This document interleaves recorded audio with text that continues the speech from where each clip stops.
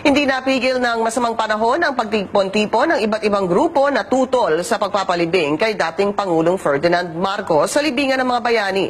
Kahapon dumagsa sa Luneta Park sa Maynila ang halos 7,000 katao para magkilos protesta.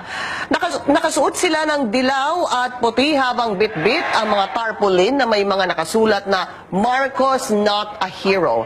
Kabilang sa mga dumalo ang mga estudyante, guro, biktima ng martial law at ilang mambabatas. Naroon din si dating Interior Secretary Mar Rojas. Isinagawa rin ang parehong kilos protesta sa Davao City na pinangunahan ng grupong Konsensya Davao.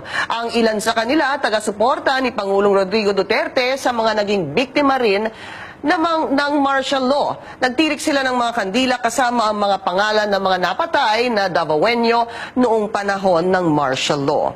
Nanawagan din ang grupo sa Pangulong Duterte na sa Batak, Ilocos Norte na lamang ilibing si Marcos. Hindi naman natitinag si Pangulong Duterte sa mga kilos protesta. Sa isang pahayag, sinabi ni Presidential Communications Secretary Martin Andanar na pinaninindigan ng Pangulo ang kanyang desisyon na ipalibing si dating Pangulong Marcos